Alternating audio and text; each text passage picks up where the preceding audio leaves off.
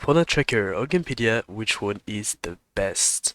Hi everyone, Foxy, hope everyone's doing good tonight. Here we go back for a new video, and today we'll be talking about the two main websites about Fortnite's competition, Fortnite GAMEPEDIA and Fortnite Tracker. Now, if you're ready, let's go. Okay, so now we're on Fortnite Tracker. That's the first website we're gonna talk about. I'm gonna let you and introduce you mainly the website for like a few minutes. Then we're gonna go to the same with Fortnite Gamepedia, and we're gonna compare both. So this is Fortnite Tracker. The link on the website are gonna be in the description below. So on the main page we have many information. What's gonna be the most interesting is the home and the event part. And of course, this one, but we're gonna talk about it later. It's tracking a lot of players. We can get it on different apps, and we have different informations. 2022 EU Power Ranking, the message is first, slaps in terms of season solo wins, and tracker, Fortnite tracker rating, A1GL. I don't know who said that, but he's first. Recent news, we have different things about the videos, about the competition, about the events, about an interview from one player, Tracker Weekly November about Valorant, GMAC, I don't know what's this, and several things like that.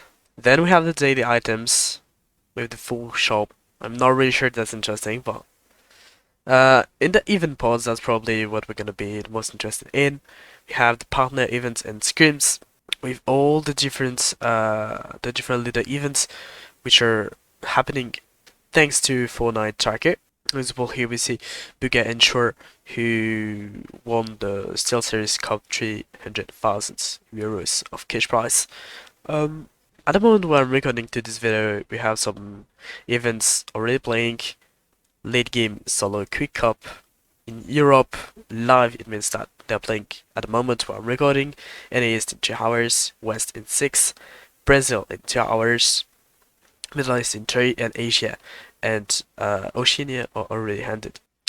Then we have the different competition in a few moments. We can choose the region that we want on the side or not. Then even news and some things like that. There we can see ended events, and when we click on a competition, I'm gonna take this one on live, so I go for the Europe. I have different information, session 2, session 3, we don't have session 1, that's kinda weird. We're not gonna go for that. I'm gonna go for something which finished already, for example Asia. We have session 2, session 3, the time on my home, my personal home. Some information with a link to Fortnite official rules. Scoring, what do you win some points? We need to calculate. That's a bit annoying, but we need to calculate. Each skills, prize pool, power ranking, and then we have the ranking there. And that's basically all we have on Fortnite Tracker. So now let's have a look on Wikipedia. Okay, so now we are on the GamePedia's website, and the first thing we have to say is there is way more information and different information that we don't have on Fortnite Tracker. Here we have 4 main parts: the latest news, the power ranking of the players, the featured event, the latest articles, and then we can have the current tournaments. Down below, that's not about Fortnite, we're not interested in it. So in terms of the latest news, we have the kind of mercato each weeks or each month. We see November the 27th, so that's the moment where I'm recording this video. The European team, no name timed, released their player Lazarek and Topco. We see, I don't know, I don't really have ideas. The 29th of November, the NA East or NA Orc FE, their player Dingsy lived. FS, we have Joji, the NA's player who lived. Ignite, still an NA org. Then we have Middle East, EU, Brazil, Oshi, and Asia is in pink. I don't know if there's. Then we have the power ranking 2022 on the PC. players, and that's mainly what's the most interesting in Fortnite GAMEPEDIA. We have the leaderboard of all the players, because it's first Malibuket, Thomas HD, Cammy, Vino, Video, Shepix, Tyson, Mustache, Malibuket, Janice, etc. We can see the top 500, thousands, 1001, etc. We have by teams, but that's another part, that's another tab. Cumulative, so this is all the years since the beginning of the game. So we see since the beginning of the game, Shepix is officially the best players in Europe, while Thomas HD is second, Days is third, and Alex fourth, Savage fifth, etc. We can see it in all the regions. The overview doesn't really work. I don't know why it's still there. On GamePedia, the most interesting part is the power ranking there. By player or by team, we're gonna go for example in Europe. Become Legends is the best team with a lot of power ranking points. Seti, Kami, Nebs, Mr. Savage, maximum 4 players on one roster, and then we see the average and the placement of all the players. ECV is 9th, Bifrost's 12th, Lionscoot's 22nd, my bad. We have to know that this amount of points is the point that the player won since they're in the org. It got a bit updated since the last season. And of course, we can see it on every regions. Back on the main page, latest articles is not really interesting. Feature events, not really interesting as well. Current tournaments, not really interesting as well. But what's really cool with GamePedia is like we just need to pop the name of one player to go in his account. I'm gonna type typo. He's a VCTRY player. I'm gonna go for typo. I just typed his name. That's not the in-game name it has on Fortnite Tracker. Then that's just the name of the player, and we see he's in VCTRY Esports roster. Here's the roster of the professional team. Then what do we have? In terms of information with the biography, which is there is nothing. Player settings, it didn't want to insert through this, but I'm gonna show you a page with another player who inserts his power ranking every year. He plays keyboard and mouse, his previous orgs, social media link to go on his account, and his last placement. And if we click there, we can have all his placements since the beginning of his GamePedia account.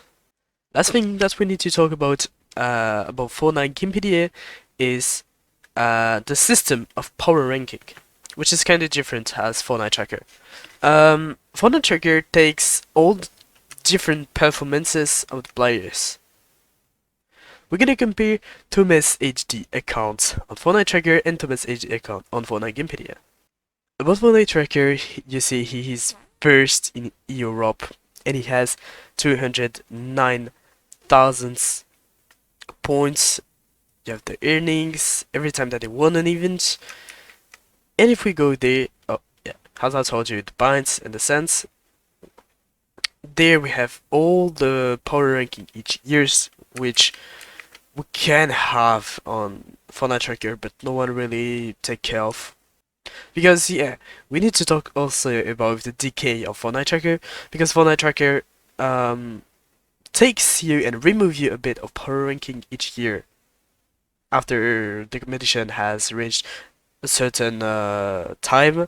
The power ranking you want thanks to this competition get out your account, which is not at all the case with Fortnite GamePedia.